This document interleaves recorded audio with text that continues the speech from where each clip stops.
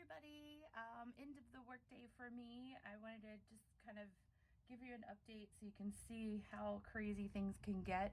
I am under the house and it's vacation, so I'm going to just do what I want. Well, I started out with all the way on the other end of the house. The long bathroom, the toilet is broken.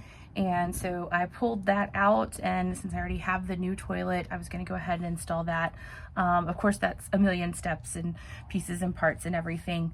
Long story short, the bathroom most recently had this pink tile, ready to get the rest of it out.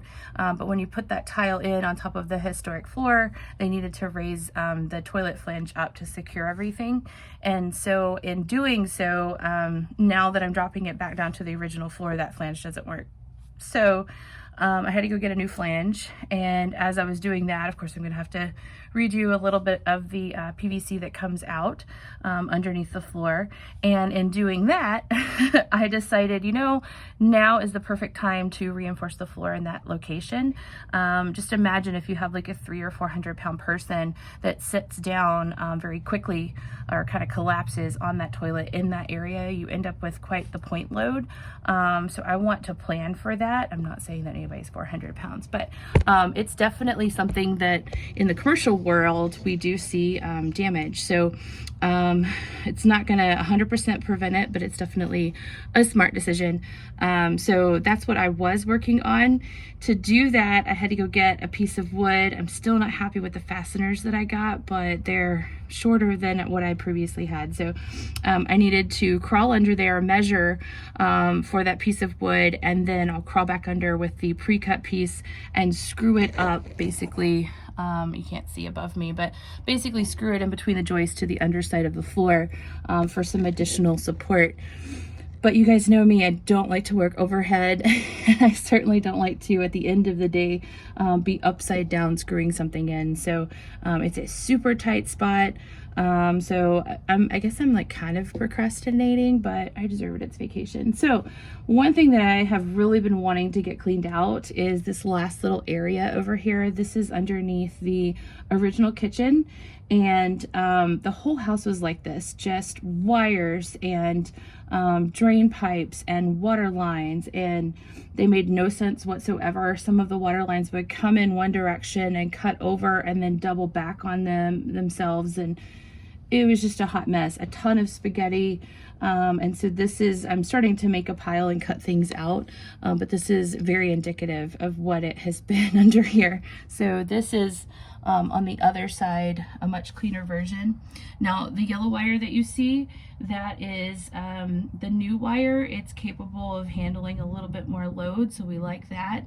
Not totally thrilled with kind of the spaghetti feel, but what I'm going to do is start kind of securing some of that. And the ones that I'm just not totally happy with how straight they are and all that kind of stuff. And for instance, maybe this one dangling down, I don't know. I might rerun it, but it's not the end of the world. It's definitely less wires, and we can kind of keep it neat and clean going forward. It's definitely not easy to do that down here, especially when this is one of the, here's my shoe, one of the muddiest areas you can imagine. It's absolutely disgusting. And that is because over the years, the drainage has gotten backed up around the house. And so if we have a big rain, then water actually comes in under here, which is not a good thing.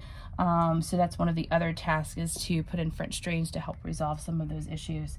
So I'm making progress. I mean, I've certainly already done a few things, but I can't wait to get a good excavator in here and kind of scrape everything out, redo my ditches, all that good stuff. So, but just to show you, this is, these are my lineman's pliers.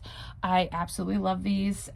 They were very expensive, but totally worth it, because when you're tired and you're having to cut a whole bunch of wire, I think that's really valuable. And they're covered in mud. It's kind of gross. Same thing. The number one tool that I probably use the most is my recip saw. It's a 60 volt, and I have 2 batteries. I probably should invest in more, but in fact, I kind of feel like maybe it's almost worth it to have 2 of these. This one, I feel guilty having it be so muddy, just as much as I use it. but it's invaluable down here. So I may have one that's dirty and one for the upstairs, and some more batteries. But when I get to, like, for instance, these wires, the smaller ones I can cut with the lemons pliers, but when we get to these really big ones, I have really two options. One of them is bolt cutters, which is another thing I kind of have to crawl along with on my hands and knees. And my cousin lent them to me, so I don't really want to get them that dirty. But that is definitely an option, or I can cut with the recip saw. So I've been kind of just plowing my way through and getting rid of some of that. And of course that's really good for all this drain waste, PVC, and then I've got copper, and I've got galvanized steel. I've got a ton of it. So I'm actually going to put it out, and I know that several people that definitely desperately need the money more than me will take it and recycle it, and I really want to support my community in that way. So anyways, I just wanted to give you a shot of what this looks and feels like. This area ironically has a little bit of insulation in a few areas, not everywhere, but in a few areas. We will actually go back and insulate underneath once all of this is done, but for now, just trying to get everything wired up and plumbed up, and this is gonna be, I think, a pretty decent plumbing job at the end of the day. So my hot water is going to be originating from over here. You can see I still have that one bit of cast iron to pull out. That stuff is heavy, but I'm working everything towards the outside. And then the hot water will shoot over to the shower. It'll go up to the sink in the shower upstairs, and then it'll shoot over here to both the kitchen, and then we have a half bath right next to that. So just to kind of in this area, and so hopefully it won't be too terribly much work. Same thing with the water lines. I'm actually really excited to get my just cold water run all the way back to the outside of the house. It originally was out here, and I cut it in the very first year. We had some pipe busts. I think we had 5, whatever it was. I remember it was less than my parents when they got their first old house. They were telling me that they had 8 their first year, so I feel like I won. But anyway, so I capped it and I've just left it. But unfortunately, some of the plants on this side have suffered if you forget to water them. So it'll be good to kind of get all that hooked back up and get it on automatic irrigation. Of course, likewise, we're moving to well, hopefully in the near future. But anyways, that is what I am up to. Hopefully I will get back on task, but I'm kind of proud of getting this cleaned out as well. Maybe all of this junk being moved out of the way will kind of help everything dry too, because you guys, it's gross. Anyways, take care. Have a great rest of your Tuesday, and we will talk soon.